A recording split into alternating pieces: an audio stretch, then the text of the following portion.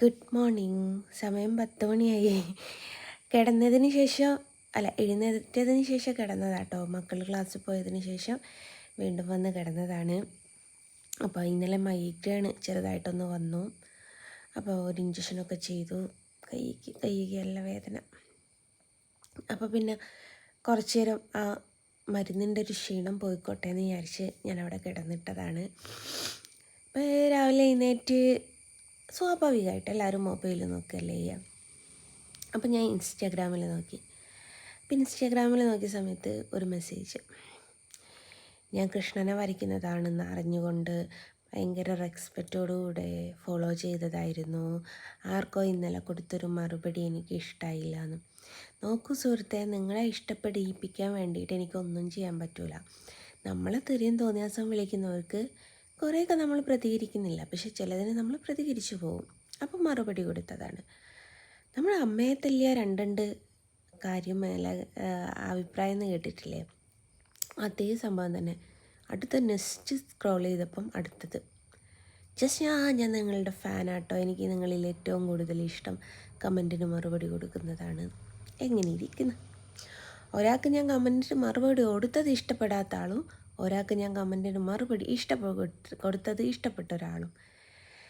അപ്പം നമ്മുടെ സമൂഹം അങ്ങനെയാണ്. എന്ത് ചെയ്താലും അതിൽ രണ്ടഭിപ്രായക്കാരാണ്.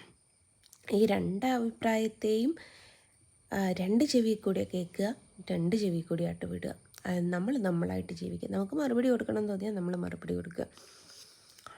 ഈ എന്താ പറയുക, നമ്മളൊരു സന്യാസിയോ അങ്ങനെ ഒരു വ്യക്തിയാണെന്ന് വിചാരിച്ച് നമ്മൾക്ക് നേരെ വരുന്ന അമ്പുകൾ നമുക്ക് വെട്ടിമാറ്റാൻ പാടില്ല എന്നുണ്ടോ? ഞാനൊരു വ്യക്തിയാണ്, സന്യാസി ഇപ്പോൾ പറയാം, ഞാനൊരു സന്യാസിയാണ്, എനിക്ക് നേരെ വരുന്ന വില്ലുകളൊക്കെ ഞാൻ എൻ്റെ ശരീരത്തിൽ കുത്തിക്കേറിയിട്ട് അത് പഴുത്ത് വ്രണപ്പെട്ട് മാറിക്കോട്ടെ എന്ന് ആരെങ്കിലും പറയുമോ? ഇല്ല, ആരും പറയത്തില്ല. നമ്മുടെ നേർക്ക് വരുന്നത് എന്തോ അതിനെ ഒതുക്കാൻ നമുക്ക് പഠിക്കാൻ പറ്റണം. ഇല്ലാത്ത പക്ഷം നമ്മൾ മനുഷ്യനല്ലാതായി പോകും. അപ്പോൾ എനിക്ക് എന്നെ ഫാനായിട്ട് ഇത്ര പേര് സ്വീകരിക്കണം, എന്നെ ഇത്രയാൾ ഇഷ്ടപ്പെടണം എന്നൊന്നും എനിക്ക് ഒരു നിർബന്ധവും ഇല്ലാത്തൊരു കാര്യം. ഇഷ്ടപ്പെടുന്നവർ ഇഷ്ടപ്പെട്ടോട്ടെ. അത് എന്നിലുള്ള A to Z സ്വഭാവങ്ങൾ കണ്ടിട്ട്. അല്ലാതെ എന്നിൽ ഞാൻ നന്മയെ മാത്രം കാണിച്ചു കൊടുത്തിട്ട് ഇഷ്ടപ്പെടിപ്പിക്കുന്നവർ എന്നിലുള്ള ഒരു ചെറിയൊരു തിന്മയെ കാണുമ്പോൾ കല്ലെടുത്തെറിയും. അതിനോട് എനിക്ക് താല്പര്യമില്ല.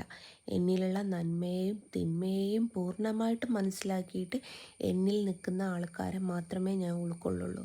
ആരും മതി എനിക്ക്.